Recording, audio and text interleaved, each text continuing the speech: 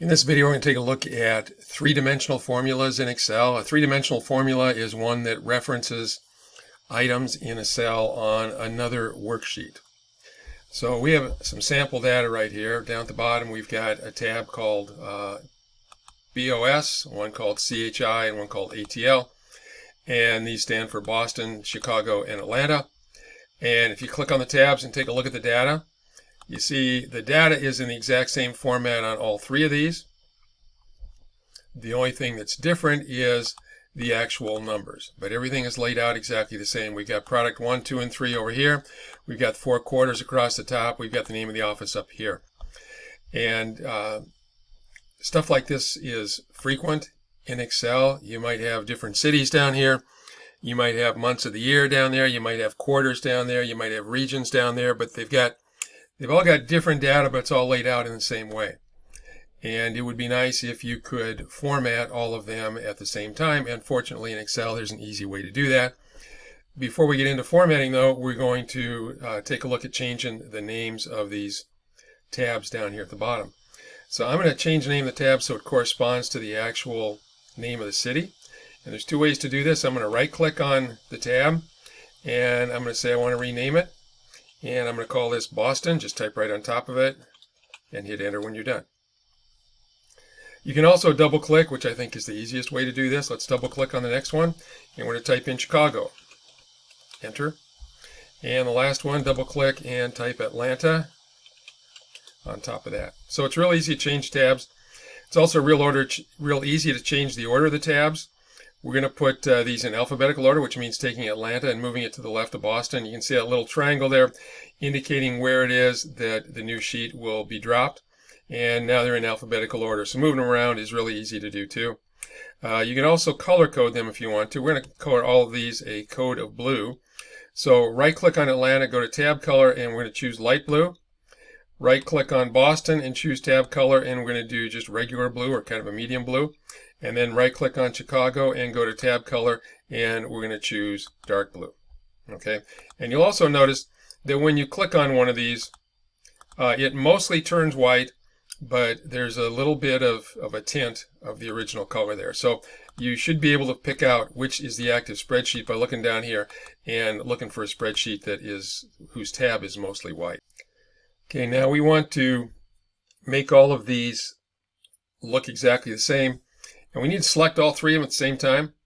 And there's an easy way to do that. Click on the first one. And like any other Windows application, if you select the first one and then hold the Shift key down while clicking on the last one, you can select a bunch of contiguous items. And these are all right next to one another, so that's all we have to do. If they were not right next to one another, you could still do it by doing a control click on each tab that you wanted to include. So I've got all three selected now. And if I click on any one of them while I'm doing this, it'll change to the active worksheet, but they all three still say selected. You notice they're all still with a white background.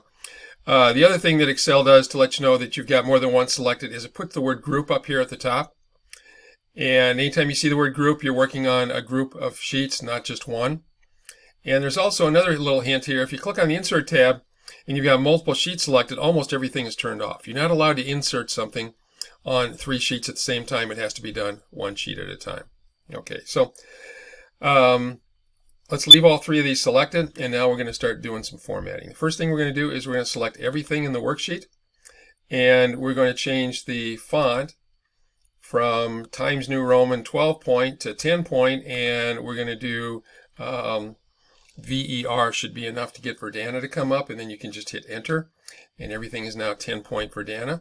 I'm going to zoom in on this a little bit, just so it's a little bit easier to see.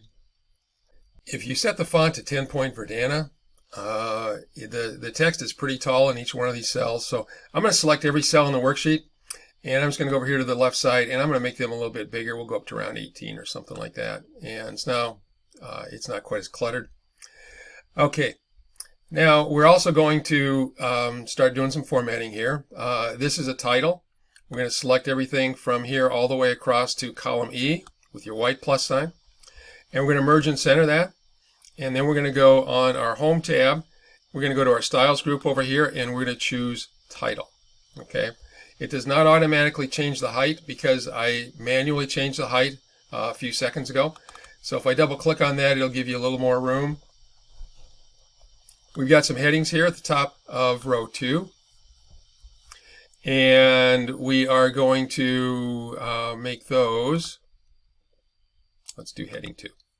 And we've got some over here in column A at the left of our data. And let's make those, we don't want those underlined, so we'll do heading 4 for those. Okay. Now, we want to put some totals down at the bottom, so let's select everything down here at the bottom and go to our auto sum, and it will automatically sum those numbers. It's always a good idea when you do something like that just to double check by double clicking and checking to make sure that the formula is really what you want it to be. And it is.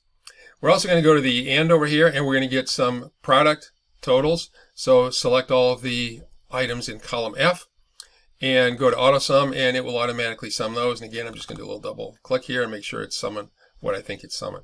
Okay. Now, I'm going to put some more headings up here at the top of column F. You shouldn't have an unlabeled column, so we're going to do total. And you notice it doesn't match the format of this stuff over here. So the easy way to do that, I think, is just select one of the ones that's already formatted the way you want total to be. And that's our paint bucket. Then we're going to click on the format painter, which is basically dipping our paintbrush into E2 here. And then we're going to paint F2 so it looks just like E2. Okay. We also need, down at the bottom here, we need another label, so we're going to put total down here as well. We have the same problem here. Let's click on product 3, that's our paint. Click on the format painter, which is dipping our brush into A5, and then click on it, and now we've got a total down at the bottom. We're going to select these numbers here, and we need some formatting. Let's format them with a $sign. Click on the $sign button here to get the currency or the accounting format. We don't need those decimal places, so we will go up here and decrease decimal places twice. Okay, now we have some totals down here at the bottom, and we are going to go to our total cell style over here, and that'll give us a single line above, a double line below, and it'll make the font bold. However, it changes the font back to the default for Excel, which is 11-point Calibri. Well, we want Verdana, so type VER and tab out of that box, and then over here click on the down arrow and choose 10 points. And now everything is in the same font. I'm going to take these labels over here on the left, and I'm going to right align them so that they're a little closer to the numbers that they're describing. But right now it's starting to look pretty good. I added some stuff in column F, and when I originally centered the title here, I did not center it over column F because there was nothing in column F. So let's go fix that. Let's take merge and center off. So now my text is back in A1. And now select from A1 to F1. And let's do a merge and center now. And now it's correctly merged and centered across the top of all of my data.